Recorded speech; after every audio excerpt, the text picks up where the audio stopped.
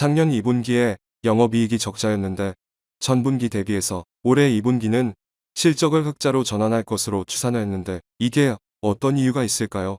모바일 매출 증가가 예상이 되거나 그런가요? 우선 작년 2분기 손실에 대한 원인을 좀 봐야 해요. 그러니까 이게 정상적인 원인으로 좀 보기는 어렵고, 지난 2분기 같은 경우에는 일단 코로나가 되게 심했잖아요. 삼성전자의 모바일 기기 같은 경우 생산기지인 인도, 베트남에서 많이 생산하고 있는데 거의 2분기에 셧다운이었어요. 그래서 2분기 A 시리즈 출하가 거의 없었어요. 그래서 핸드폰이 나가지 않으니까 모듈사 입장에서는 저희도 뭔가 할 수가 없었어요. 그래서 매출이 안 나왔기 때문에 손실이 난 거고요. 근데 지금 매출이 안 나오거나 이런 상황이 아니기 때문에 적자에 대한 부분들은 우려하지 않으셔도 됩니다. 그러면 작년에 일단은 코로나 때문에 이런 셧다운 문제로 인해서 일단 중저가 A 시리즈의 출하가 없어서 적자 났었던 건데 올해는 그런 이슈가 좀 덜하다고 보면 될까요? 네, 그렇습니다. 또 현대자동차 같은 전장 매출도 증가할 걸 생각해서 흑자로 추정을 한 부분도 있는 거죠. 네, 전장 쪽은 계속적으로 늘어나고 있으니까요. 최근에 로봇 쪽으로 카메라 연구가 이루어지고 있는 것 같은데 이거 지금 고객사랑 어느 정도까지 연구가 되었을까요? 글쎄요. 아직 그런 부분들에 대해서는 구체적으로 어느 단계 다 말씀드릴 수는 없고요.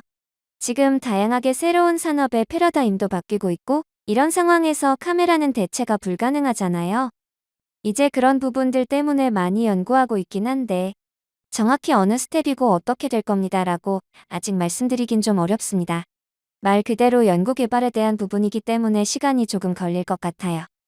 이게 연구 개발인데 성과가 언제 나온다거나 이런 거는 전혀 알 수 없는 건가요?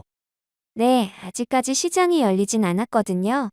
그렇다 보니까 시장 상황을 보면서 좀 진행을 해봐야 되는 부분들이 있죠. 그럼 아직 시장이 열리기 전이고 그 시장이 열릴 때를 대비해서 지속적으로 연구 중인 거라고 파악을 하면 될까요? 네, 그렇습니다. 전장 쪽도 논의가 이루어지고 있는 것 같은데 이건 어느 정도로 진전이 되고 있나요? 진짜 지금 글로벌 고객사들은 말씀드리긴 좀 어렵지만, 지난해도 좋은 업체랑 계약을 했고, 계속적으로 늘지 않을까 싶어요. 왜냐하면 지금 전기차 하겠다는 업체들도 많고, 시장이 이제 자율주행으로 넘어가면서 카메라에 대한 수요는 계속적으로 증가할 수밖에 없거든요. 그러면서 MC넥스는 2006년도부터 국내에서 카메라를 계속했던 기업이고, 현재 지금 국내 점유율 1위이기 때문에 괜찮게 계약을 받고 있는데, 다만 이제 세세하게 알려드리지 못하는 부분들은 NDA나 이런 부분들 때문에 약간 정보 전달에 좀 한정적이에요.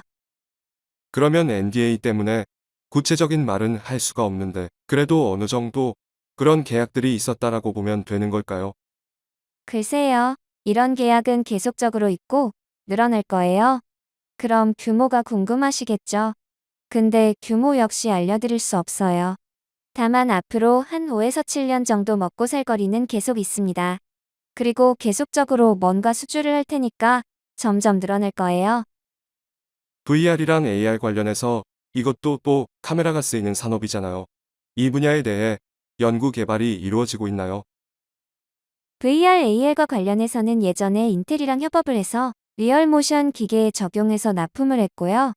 납품한 이력이 있는데 지금 메타를 시작으로 해서 VR, AR 이런 기기가 잘 될 거다라고 얘기하고 있는 거잖아요.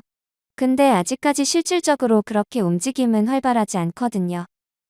지금 애플이 글라스를 새로 내놓으니 이런 부분도 다시 얘기가 나오는 건데 어쨌든 조금 더 지켜봐야 될 것 같아요. 어쨌든 저희 회사는 관련된 기술 인력은 다 보유하고 있어요. 그러면은 이 부분에서 회사를 구체적으로 얘기할 순 없겠지만 VR, AR 관련해서 납품이 논의되고 있는 회사도 있을까요? 아직까지 마켓이 그렇게 열린 건 아니란 얘기예요.